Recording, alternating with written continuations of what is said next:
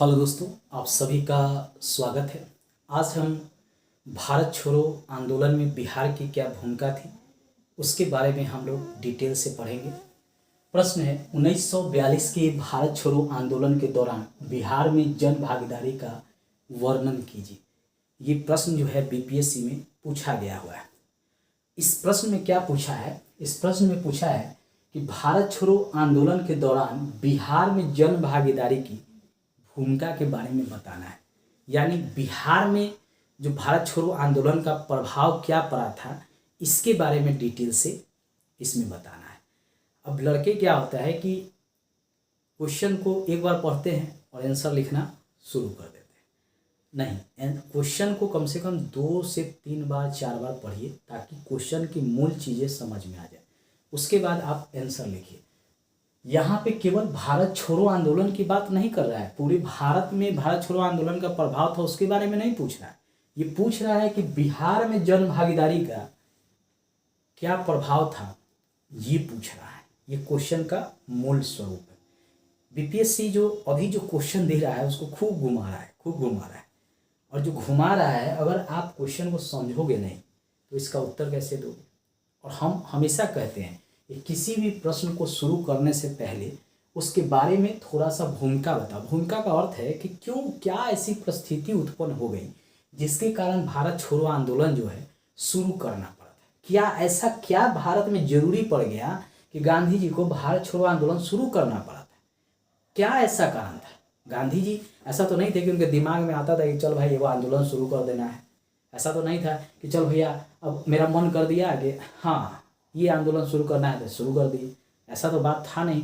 गांधी जी चीज़ों को समझते थे, जानते थे, तब शुरू करते थे। क्योंकि भारत छोड़ो आंदोलन पूर्णतः गांधी जी पर ही आधारित है, उनके द्वारा ही शुरू किया गया था और कोई कांग्रेस नेता की इच्छा नहीं थी कि इस आंदोलन को शुरू कर दे। यही चाहते थे कि नहीं भैया अंग्रेज तो बहुत कुछ कर लिए, अब तुम यहाँ से जाओ।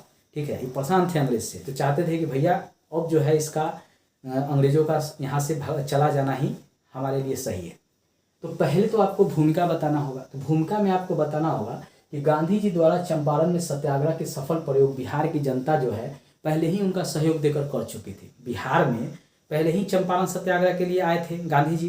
राजकुमार शुक्ल द्वारा हम पिछला वीडियो चंपारण पढ़ाए हैं ना, उसमें हम बताए हैं ना कि हाँ किस तरह वो यहाँ आए हैं और फिर जो है यहाँ की जनता को जागरूक किए हैं, किस तरह नील के किसानों को सहायता किए, किस तरह जो है तिलकठिया पद्धति को समाप्त किए, किस तरह जो है उसको उससे जो बगान मालिक से उससे 25% जो है किसानों को मुआवजा भी दिलाए थे। ये सब पढ़ाए थे। नहीं देखे हैं तो मेरे प्लेलिस्ट में जाकर देख लीजिएगा। ठीक है, जहाँ भी गांधी जी आए तो पहले ही बिहार की जनता गांधी जी के बारे में जान चुकी थी। यहाँ पे हम बता देंगे। उसके बाद बता देंगे कि भारत छोड़ो आंदोलन में भी बिहार एवं बिहार की जनता में महत्वपूर्ण यहाँ पे योगदान दिया था। ये हम चूँकि क्वेश्चन पूछा है बिहार में जन भागीदारी की भूमिका, तो हम बिहार को लेके ही चलेंगे भूमिका में। बिहार के बारे में पूछ रहा है तो बिहार के लेके पूछेंगे। अगर बिहार के बारे में नहीं पूछेगा तो फिर जो है नेशनल के बारे में लेके चलेंगे, पूरे भारत के बारे में लेके चलेंगे। इसीलिए यहाँ पे लगना चाहिए कि बिहार के बारे में पूछ रहा है तो बिहार से ही हम शुरू करेंगे भूमिका को। अब गांधी जी 1939 में राजनीति से वापस आए। पहले जो क्या हुआ कि असहयोग आंदोलन किए थे, चौरी चौरा कांड हो गया तो गांधी जी की हो गई आलोचना। सब लोग कहे कि अरे क्या कर रहा है ये, वापस ले लिए। उसमें जवाहरलाल नेहरू भी, वल्लभ भाई पटेल भी, राजेंद्र प्रसाद भी, जो भी बड़े बड़े कांग्रेस के नेता थे वो भी इनका मजाक उड़ाना शुरू करे। और लीग वाले तो अलगे गांधी जी का जो है मजाक उड़ाया करते थे। कहने लगे कि क्या है, इतना बड़ा आंदोलन चल रहा था, लग रहा था देश आज़ाद हो जाएगा, तो ये कहा कि वापस ले लिए। क्योंकि गांधी जी का मानना था कि भैया हम करते हैं अहिंसक रूप से आंदोलन, अब तुम लोग कर दिए हिंसा। क्योंकि चौरी चौरा कांड जो हुआ था उसमें क्या हुआ था, अंग्रेज को पकड़ के जला दिए थे सब। तो गांधी जी कहे कि नहीं भैया वापस करो। ठीक है, तो इनका हो गया था। तो बाद में क्या हुआ कि इनको लगा कि नहीं, जैसे ही द्वितीय विश्व युद्ध शुरू हुआ तो गांधी जी को समझ में आ गया कि नहीं भैया अब एक जो है आंदोलन करना जरूरी है। देखिए गांधी जी हमेशा सोचते थे, हम जो चंपारण सत्याग्रह था उसमें भी बताते, हमेशा सोचते थे, इधर अंग्रेज सोचता था। ठीक है, ये अंग्रेज है बेचारा। ये क्या है, बिहार में जो 7 वो विद्यार्थी जी थे जिनको गोली मार दिया था, ये यहाँ पे हमने फोटो दर्शाया है। ठीक है, ये झंडे फहराने गए थे ना, इसके बारे में हम डिटेल में पढ़ेंगे। चलिए, यहाँ पे क्या हुआ कि गांधी जी की हुई वापसी। तो 1940 में क्या किए कि गांधी जी जब आए तो क्या किए कि सबसे पहले व्यक्तिगत सत्याग्रह शुरू कर दी। अब व्यक्तिगत सत्याग्रह में पहला सत्याग्रही जो है विनोबा भावे और दूसरा जवाहरलाल नेहरू को बना दिया। क्योंकि जवाहरलाल नेहरू का इनका करीबी हो गए थे उस समय, आपको पता ही है। कि सुभाष चंद्र बोस से कांग्रेस का अध्यक्ष पद को लेकर गांधी जी को विवाद चल रहा था। उसी समय जो है जवाहरलाल नेहरू जो है इनके करीब आ गए थे। तो यही कारण था कि बाद में जो है जितने भी होंगे उसमें जवाहरलाल नेहरू गांधी जी के लगभग साथ ही रहते हैं। यहाँ भी यही था। अब गांधी जी को दूसरे सत्याग्रही बना दिए। हाँ, तीसरा सत्याग्रही भी बनाए थे। किसको बनाए थे इसका उत्तर मेरे नोटिफिकेशन पे चाहिए। ये तो आप भूमिका में बता दिए। गांधी जी अब आ गए, क्योंकि भारत छोड़ो आंदोलन कौन शुरू करेगा? गांधी जी ने शुरू करेंगे। गांधी जी ने शुरू करेंगे भारत छोड़ो आंदोलन, क्योंकि सोच रहे हैं। अब कारण क्या होगा ये बताना जरूरी है। कारण बताइएगा ना। सीधे तो कोई आंदोलन शुरू नहीं कर देता है ना। आपको मान लीजिए घर जाना है तो क्या करते हैं? पहले सोचते हैं कि अच्छा हमको बाइक से जाना है कि बस से जाना है, सोचते हैं ना, तभी ना जाते हैं। गांधी जी भी यही किए। पहले तो कारण जाने। कारण क्या था कि 1940 में अगस्त प्रस्ताव और 1940 में मुस्लिम लीग का लाहौर अधिवेशन में पाकिस्तान की मांग दबी जबान से जिन्ना साहब ने कर दिया। कहा कि भैया अब द्वि राष्ट्र वाली बात होगी, भारत से जो है डिवाइडेशन करो, हमको एक छोटा सा पाकिस्तान दो। क्योंकि कुछ मुसलमान जो यहाँ थे उनको लगने लगा था कि नहीं, हमको अपना स्वतंत्र देश चाहिए। तो उसी में जिन्ना साहब इसको और हवा दे दिए। मूल तो बात था कि इनको बनना था काजी आजम, ठीक है, तो ये अपने फिराक में थे। इसीलिए इन्होंने दो ही राष्ट्रवाद का सिद्धांत दे दिए। अब दो ही राष्ट्रवाद का सिद्धांत दे दिए तो कांग्रेस को माथा ठनक गया। कांग्रेस सोचा कि अरे बाप रे बाप, ये तो देशे को खंडन करने पे लगा, विखंडित करने पे लगा। ये पहले इधर पाकिस्तान भी इधर शामिल था, ठीक है। इधर जो है बांग्लादेश भी पहले भारत का ही अंग था। जो बांग्लादेश अभी अलग देश है, अभी पाकिस्तान अलग देश है। इतना बड़ा क्षेत्र भारत का था। इधर जो है म्यांमार भी था, ठीक है। म्यांमार इस समय तो नहीं था, पहले ही चला गया था। तो इतना बड़ा क्षेत्र था भारत का। तो पाकिस्तान इधर से जिन्ना साहब कह रहे थे कि भैया इधर वाला पश्चिमी भारत वाला, इधर पूर्वी भारत वाला जो ये पश्चिम बंगाल जो अभी है और ये बांग्लादेश है, पहले एक ही था, कि इसको भी हमको स्वतंत्र कर दो। इधर पड़ता है सिंध।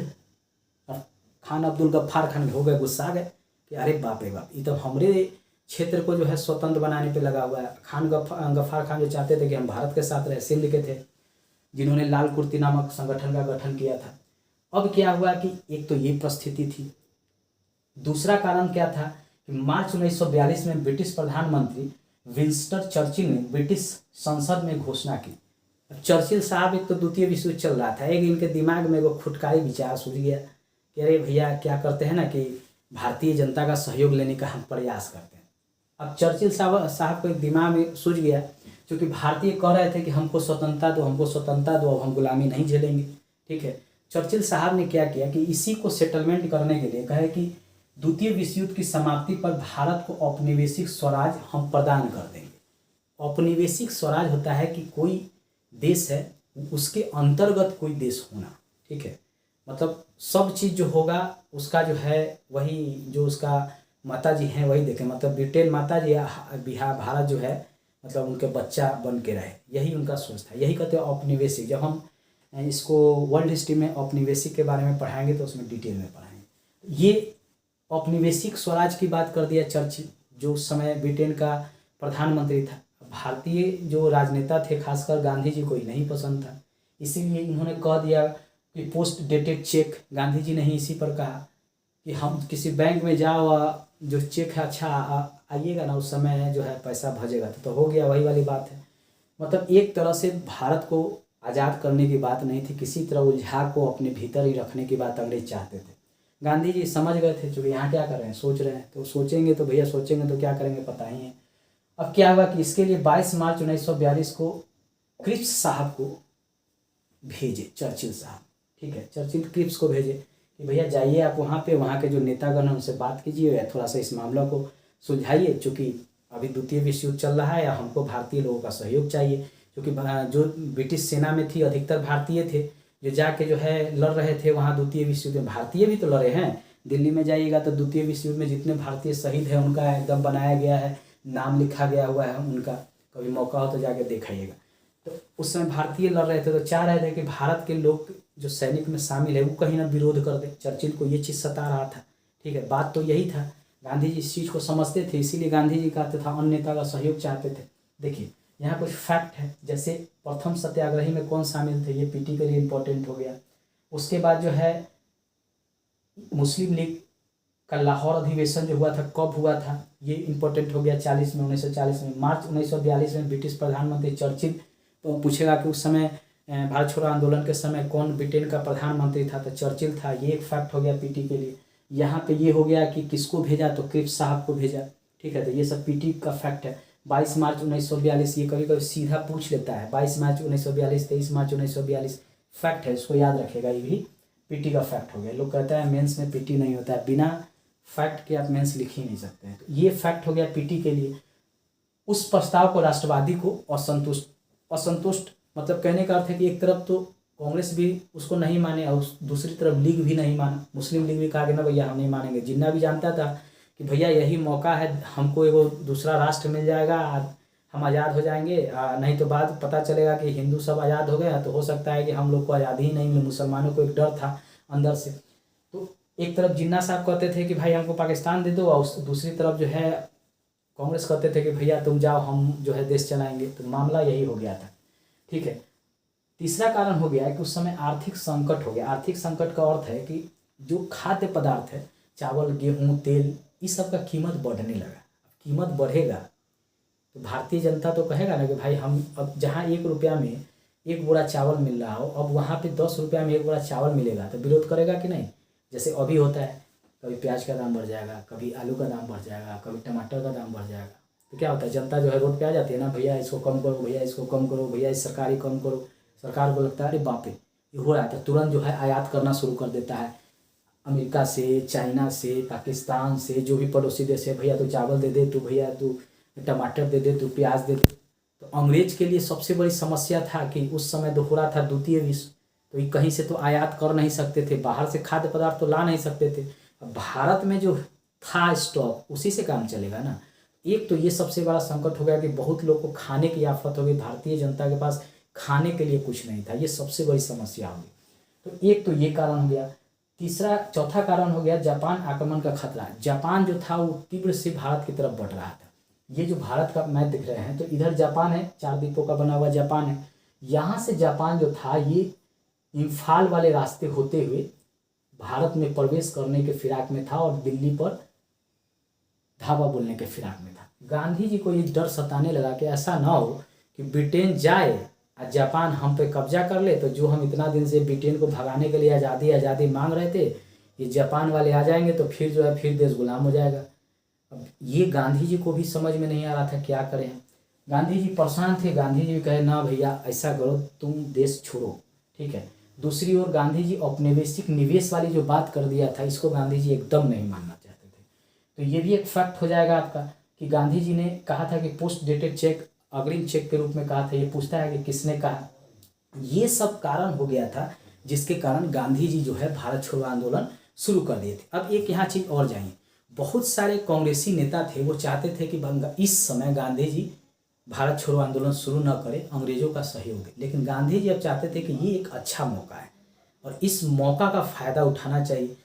यही मौका का फ़ायदा उठाना चाहते थे। लेकिन बहुत सारे कांग्रेसी नेता जो थे सामने तो कहते नहीं थे, तो दबे जवान से कहते थे कि नहीं नहीं नहीं नहीं, ये नहीं होना चाहिए, गांधी जी को सोचना चाहिए, अभी स्थिति ऐसी नहीं है। गांधी जी उसी समय कहे कि अगर नहीं कांग्रेसी हमारा साथ दिए तो हम एक मुट्ठी बालू से इससे भी बड़ा संगठन खड़ा कर देंगे। मतलब अगर सभी कांग्रेसी हमारा साथ नहीं दिए तो हम पार्टी छोड़ेंगे या दूसरा पार्टी बना लेंगे और उसमें जो है बहुत सारा जन समूह को जोड़ लेंगे। कांग्रेस को भी डर था, तो बदी जवान से क्या करेंगे, सब लोग जो है गांधी जी का सहयोग किए। अब सहयोग किए तब देखिए इसका परिणाम भी निकलेगा। गांधी जी चले गए, 7 अगस्त 1942 को वार्धा में सम्मेलन कर दिए। ये भी एक पीटी का फैक्ट है। वार्धा में सम्मेलन किए और जवाहरलाल इसके प्रस्तावक थे। पूछता है कि इस सम्मेलन में प्रस्तावक कौन था, पीटी में पूछता है, तो जवाहरलाल नेहरू थे, ठीक है। 8 अगस्त 1942 को बम्बई के ग्वालियर टैंक मैदान में पारित हो गया कि अब जो है भारत छोड़ो आंदोलन तो शुरू होगा। यही फैक्ट पूछ देता है, कभी कभी 8 अगस्त दे देगा, कभी कभी 9 अगस्त दे देता है पीटी में, लड़के जो गलत हो जाते हैं। याद रखिए 8 अगस्त 1942 को बम्बई के ग्वालियर टैंक मैदान में यह पारित हुआ था, ठीक है। और 9 अगस्त 1942 को यह पूरे भारत में शुरू हो गया था भारत छोड़ो आंदोलन, जिसमें 9 अगस्त को सभी नेता जो प्रमुख थे, चाहे गांधी जी थे, चाहे जवाहरलाल नेहरू थे, चाहे राजेंद्र प्रसाद थे, चाहे अन्य नेता थे, सबको अंग्रेज गिरफ्तार किया, डाल दिया जेल में। ठीक है, अब पूछ रहा है बिहार में जन भागीदारी का वर्णन करें, तो हमको जो है बिहार के बारे में डिटेल में इसमें बताना होगा। ठीक है, तो अब यहाँ से बिहार के बारे में हम बताना शुरू करेंगे। सबसे पहले राजेंद्र प्रसाद को क्या किया कि गिरफ्तार किया, बांकीपुर जेल में डाल दिया। फिर फूलन प्रसाद को, फिर मथुरा प्रसाद को, फिर नारायण अनुग्रह नारायण, ये सब नेता जो लोग हैं इनको गिरफ्तार करके डाल दिया। गांधी जी को, जवाहरलाल नेहरू और वल्लभ भाई पटेल को तो पहले ही डाल दिया था जेल में। ठीक है, अब जो है यह आंदोलन जो है अनियंत्रित हो गया, कोई नेता नहीं रहा, सब तो जेल में डाल दिया अंग्रेज पकड़ के। मान लीजिए कि कोई बस है, उसका ड्राइवर है। अब आप ड्राइवरे हटा दोगे, चलता बस, तो उसको चलाने वाला कौन रहेगा? तो वो तो जहाँ तहाँ जाके ठोकेगा ना, वही काम हो गया। नेता जो बताने वाले थे भारतीयों को कि तुम ऐसे करो वैसे करो, आंदोलन को ऐसे ले जाओ, उन्हीं को पकड़ के जेल में डाल दिया। अब सब जो है यहाँ इंडियन जो है एकदम गुस्सा है कि मेरे साथ ऐसा कर दिए, मेरे साथ ऐसा कर दिए, हम तुम्हारे साथ देखो क्या करते हैं। अब सब अपने हिसाब से काम करने लगे। तो इसी को कहते हैं अब क्या, इसी को कहते हैं हम स्वस्फूर्त, यानी जो है अपने आप यह आंदोलन जो है तीव्र हो गया। अब यही नहीं रुके, अंग्रेज जो है जितने भी संगठन थे भारतीयों का, उसको भी क्या किया कि बैंड कर दिया। जैसे सदाकत आश्रम हो गया, किसान सभा कार्यालय हो गया, बिहार विद्यापीठ हो गया, इस सब पर जो है पुलिस का कब्जा बैठा दिया। पुलिस का कब्जा है कि अब इस सब को संगठन को बंद कर दिया। उनको लगता था कि यही संगठन जो है राष्ट्रीयता की भावना फैलाता है, इसलिए इस संगठन को ही बैंड कर दो ताकि राष्ट्रीयता की भावना न पहुँचे, लोगों में अंग्रेजों के खिलाफ जो है द्वेष न पैदा हो, इसलिए इसी को बैंड कर दिया। मेन यही कारण है। ठीक है, 11 अगस्त 1942 को विद्यार्थी ने विधायिका की इमारत पर भारतीय झंडा फहराना चाहे, यही लोग हैं, ये 7 लोग हैं जो विधायिका की इमारत पे झंडा फहराने गए।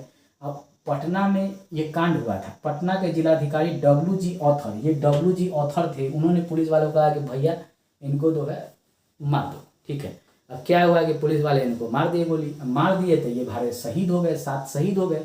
अब कभी कभी इनका नाम भी अगर मेंस में लिख देते हैं तो ज़्यादा अच्छा है, नहीं भी लिखते हैं तो 7 शहीद करके निकल सकते हैं। ठीक है, तो ये 7 शहीद है, पीटी में कभी कभी पूछ देता है, तो याद रखिए उमाकांत सिंह थे, रामानंद सिंह थे, सतीश प्रसाद थे, देवी पर चौधरी थे, राजेंद्र सिंह थे, राम गोविंद सिंह थे और जगपति कुमार। अगर याद रहे तो लिख दीजिए, ना तो 7 शहीद करके आप आगे निकल सकते हैं। ये हो गया। उसके बाद गोलीकांड हुआ, तो गोलीकांड के विरोध में 12 अगस्त को पटना में पूर्ण हड़ताल हुई। हड़ताल होगा भी क्योंकि बिहार में ये घटना हुआ था, 7 विद्यार्थियों को गोली मार दिया था, तो आंदोलन और तीव्र हो गया। अंग्रेज सोचा था कि आंदोलन हम दबा देंगे हिंसा के बल पे, लेकिन ये हो गया और उग्र हो गया। अब क्या हुआ कि उसी शाम ये जगत नारायण की अध्यक्षता में एक प्रस्ताव पारित हुआ। एक प्रस्ताव उसी समय पारित हुआ कि नहीं भैया, अब तो इस अंग्रेज का एकदम विरोध होगा, इसको यहाँ से भगा के रहेंगे। ठीक है, तो बिहार में इनका नाम याद रखिएगा, जगत नारायण। ठीक है, इनकी अध्यक्षता में प्रस्ताव पारित हो गया। अब इसमें विद्यार्थियों की भी भूमिका बताना होगा। तो विद्यार्थी की क्या भूमिका थी? तो विद्यार्थी सब क्या किए कि संचार सेवा काट दिए, मतलब रेल के पटरी उखाड़ दिए, डाक घर जला दिए, थाने जला दिए, सरकारी इमारत जला दिए, तार काट दिए, टेलीफोन काट दिए। ये सब जो है ये विद्यार्थी कर दिए, क्योंकि सबसे ज़्यादा अंग्रेजों को सहायता रेलवे ही करता था, क्योंकि उसी से जो है सेना जो है तुरंत जो है पहुंच जाती थी जहां विद्रोह शुरू होता था। तो अगर पटरी ही नहीं रहेगा तो सेना कैसे पहुंचेगी? तो ये दिमाग से काम किया गया था बिहार में। पटरिये उखाड़ दिया, कुछ ट्रेन पे कब्जो कर लिया, जिसको स्वराज ट्रेन का नाम देके इधर से उधर जो है राष्ट्रवादी विद्यार्थी सब जो है प्रचार करता था। ये विद्यार्थियों की भूमिका हो गई।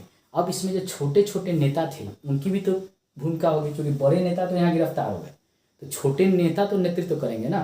तो छोटे नेता में सिवान थाने पर झंडा फहराने के क्रम में फूलेना प्रसाद, इनको नाम याद रखिएगा, बड़ा चर्चित है। इनको क्या किया? गोली मार दिया। ठीक है, ये शहीद हो गए। आगे जो है सारण में जगलाल चौधरी ने थाने को जला दिया।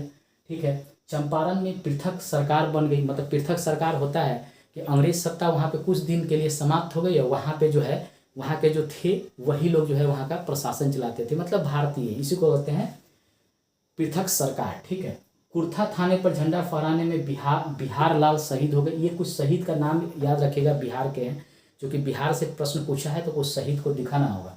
कटिहार में ध्रुव कुमार को गोली लग गया। ट्रेन पर कब्जा कर लिया, उसको स्वराज ट्रेन नाम दे दिया और यहाँ से वहाँ जो है प्रचार करने लगे उस ट्रेन के माध्यम से कि देखिए स्वतंत्रता जो है हमको मिल गई, लेकिन मिला नहीं था एक्चुअली में, कुछ समय के लिए। अब विद्यार्थी हो गया, बड़े बड़े नेता हो गए, छोटे भी नेता हो गए। अब महिलाओं की तो कुछ भूमिका होगी ना, महिलाओं के भूमिका के बिना कैसे कुछ हो सकता है। महिलाओं की क्या भूमिका थी, तो श्रीमती शांति देवी छपरा में जुलूस निकाला और पुलिस जब ये जुलूस निकाले तो इनको ऑर्डर दिया गया पुलिस वाले को कि महिलाओं को मारो, लेकिन ये बड़ी चालाक थी, तुरंत नारा दे दिया कि पुलिस हमारा भाई है। अब जितना पुलिस वाले थे वो कहे कि नहीं भैया हम तो नहीं मारेंगे लाठी, ठीक है। बड़ी चालाक थी ये, इनका नाम जरूर लिखिएगा कि शांति देवी छपरा में जुलूस निकाली और जैसे ही पुलिस वाला मारने के लिए आया कि इन्होंने तुरंत कह दिया कि पुलिस हमारा भाई है। क्योंकि आपको पता होगा कि सबसे ऊपर होता था अंग्रेज, उसके बाद क्या होता था कि भारतीय होते थे, सबसे नीचे जो पुलिस वाले होते थे अधिकतर भारतीय थे। तो पुलिस वाले थे इंडिया, वहाँ पे भारतीय रहे होंगे, इसीलिए क्या किया कि उन्होंने लाठी नहीं चलाया। और जगह तो महिलाओं को मारा गया, कुछ इसमें महिलाओं को और ऐड कर लीजिएगा, क्योंकि यहाँ पे मैंने 1-2 लिखा है, बोर्ड पे जगह नहीं था, आप 4-5 को इसमें ऐड कर लीजिएगा। फिर आज़ाद दस्ता के बारे में भी बताएंगे। अब भारत छोड़ो आंदोलन में आज़ाद दस्ता की भी तो कुछ भूमिका रही होगी जेपी साहब की। तो ये है जयप्रकाश नारायण, जिनको जेपी भी कहते हैं। आगे भी स्वतंत्रता के बाद भी इन्होंने आंदोलन किया था बहुत बड़ा, कांग्रेस के खिलाफ, आपको याद होगा, खासकर इंदिरा गांधी के खिलाफ किया था इन्होंने। तो यहाँ पे जो है इसी समय से इनकी भूमिका देख लिए भारत छोड़ो आंदोलन में। जयप्रकाश नारायण क्या किए थे कि हजारीबाग जिले से भाग गए थे, ठीक है, अपने साथ कुछ लोग को और लेकर चले गए थे, यहाँ से भाग गए, नेपाल गए, वहाँ पे बना दिया आज़ाद दस्ता का। और इन्हीं का संगठन जो था भागलपुर और पूर्णिया में भी था। ये भी पूछता है पीटी में कि आज़ाद दस्ता का संगठन और कहाँ पे था भारत में, तो बिहार में पूर्णिया में था और भागलपुर में था, ये बताइएगा। हुआ ये कि 1943 तक तो आज़ाद दस्ता बड़ा सक्रिय रहा था, लेकिन नेपाल सरकार ने जयप्रकाश और लोहिया को गिरफ्तार करके अंग्रेज को सौंप दिया। अब जो कार्यकर्ता है, जो मेन जो है संचालन करने वाला था आज़ाद दस्ता का, वही गिरफ्तार हो जाए तो सीधी सी बात है संगठन कमज़ोर होगा, ध्वस्त हो जाएगा। आज़ाद दस्ता के बारे में हम किसी नेक्स्ट वीडियो में, भारत छोड़ो आंदोलन में इसकी बहुत बड़ी भूमिका रही है, इस पर एक हम वीडियो डिटेल बनाएंगे जिसमें आज़ाद दस्ता की पूरी भूमिका को ही बताएंगे। यहाँ शॉर्ट में हम 1-2 लाइन में बता देंगे। उसके बाद है आदिवासी। तो आदिवासी भी तो थे बिहार में, अब ना झारखंड अलग हो गया है, उस समय आदिवासी थे, उनकी भी भूमिका रही होगी। तो आदिवासी में ताना भगत आंदोलन जो है उस समय शुरू किया गया छोटा नागपुर में। जमशेदपुर में टिस्को मजदूर की हड़तालें हुई थी, ये हम बता देंगे, ठीक है। उसके बाद पुलिस भी था, भारतीय पुलिस भी था, उसका भी सहयोग था भारत छोड़ो आंदोलन में। उसमें एक पुलिस वाले थे श्री रामानंद तिवारी, इन्होंने 500 पुलिस वाले को लेकर अंग्रेजों के खिलाफ जो है भारत छोड़ो आंदोलन में शामिल हो गए, जिसके कारण हो गया कि उनको गिरफ्तार करके जेल भेज दिया गया। उसके बाद आज़ाद हिंदुस्तान नामक एक पत्र था, उसने पूरा इसको डिटेल में छापना शुरू कर दिया। उसी के विरोध में सरकार ने मुंगेर न्यूज शुरू किया। मुंगेर न्यूज सरकार का था, ब्रिटिश सरकार था, उसमें ब्रिटिश के बारे में बताया जाता था कि ब्रिटिश सरकार बहुत अच्छा है, बहुत अच्छा कार्य करे, ये भी विरोध में शुरू कर दिया। अब क्या हुआ कि ये सब तो हो गया, अब सीधी सी बात है कि कोई भी हिंसा होगा या हिंसा रूप से काम होगा तो कुछ लोग तो गिरफ्तार होंगे, कुछ लोग मरेंगे भी। तो सरकार डाटा भी दिया है कि 15,000 लोग बंदी हुए, 8,000 सजा हुई, 134 लोग मारे गए। सरकारी डाटा कितना सही होता है वो आप भी जानते हैं। हज़ारों लोग मरे थे, लगभग देता है 134 लोग, हज़ारों लोग गिरफ्तार हो गए, कितना लोग को तो पता नहीं चला कहाँ गिरफ्तार करके ले गया, ठीक है। लेकिन ये सरकारी डाटा है तो इसी को आपको मेंस में लिखना पड़ेगा। उसके बाद है निष्कर्ष। तो निष्कर्ष भी दीजिएगा ना, मान लीजिए कि आपने भूमिका लिख दिया, कारण लिख दिया, परिणाम लिख दिया, किस किस का योगदान था वो भी लिख दिया, अब अपना भी तो कंक्लूजन दीजिएगा। तो अपना निष्कर्ष में क्या दीजिएगा कि आंदोलन सफल रहा। कभी भी किसी भी आंदोलन को, राष्ट्रीय आंदोलन को असफल नहीं बताइएगा जब तक कि क्वेश्चन में आलोचनात्मक वर्णन न हो। अगर प्रश्न में आलोचनात्मक वर्णन न हो तो हमेशा पॉजिटिव ही निष्कर्ष में लिखा जाता है, थोड़ा बहुत लिख सकते हैं। तो निष्कर्ष में आप क्या करेंगे, आंदोलन सफल रहा, देश की आज़ादी के लिए अंतिम राष्ट्रव्यापी जन आंदोलन था। इसके बाद तो कोई बड़ा आंदोलन नहीं था, यही सबसे बड़ा आंदोलन था। सरकार को रुख बदलना पड़ा, अब रुख बदलेंगे क्यों नहीं। ब्रिटेन को लग गया कि भैया जो है अब हम जो है पहले ऐसे चलते थे एकदम तान के भारतीयों, अब उनको झुकना पड़ा। क्योंकि द्वितीय विश्व युद्ध में क्या हुआ कि उनकी स्थिति इतनी, इकोनॉमिक्स उनका डाउन हो गया था, अर्थव्यवस्था इतना खराब हो गया था कि अब उपनिवेश पर लंबे समय तक कब्जा करके रखना मुश्किल था। अंग्रेज को लग गया था कि भाई धीरे धीरे जो है भारत को आज़ाद ही कर देना चाहिए। यही अंग्रेज किए, उनका जो है रुख जो है बदल गया। फलस्वरूप भारत को 15 अगस्त 1947 को स्वतंत्र राष्ट्र के रूप में विश्व मानचित्र पर आ गया। ये निष्कर्ष में होना चाहिए और इसके अलावा आप भी 2-4 लाइन जो है निष्कर्ष में इसमें ऐड कर लीजिएगा। निष्कर्ष आपका अपना होता है, एग्जामिनर चाहता है कि आप क्या सोच रहे हैं प्रश्न के बारे में। जैसे भारत छोड़ो आंदोलन है तो आप उसके बारे में क्या सोच रहे हैं, ये निष्कर्ष में झलकना चाहिए। दोस्तों एक छोटा सा प्रयास था कि हम थोड़ा सा प्रश्न लिखना सिखाएं, ठीक है। अगर आप इसको लिखना सीख गए होंगे, मेरे साथ मेरे प्रत्येक वीडियो को देखिए, जरूर इससे फ़ायदा होगा। मैं प्रत्येक दिन मेंस करा रहा हूं, अभी हिस्ट्री का जो भी आता है प्रश्न उसको करा रहा हूं, बाद में ऑन का भी कराऊंगा। जीएस पेपर 1 का बीपीएससी का करा रहे हैं, बाद में हम जीएस पेपर 2 भी कराएंगे। धन्यवाद दोस्तों, लास्ट में इतना ही कहेंगे। और मेरा प्रयास अच्छा लगे तो मेरे चैनल को सब्सक्राइब कर लीजिएगा, लाइक शेयर कीजिएगा, सब्सक्राइब को घंटी को भी जरूर दबा दीजिएगा। फेसबुक, व्हाट्सअप, इंस्टाग्राम पर भी जरूर शेयर कीजिएगा, सब्सक्राइब जरूर कीजिएगा। धन्यवाद।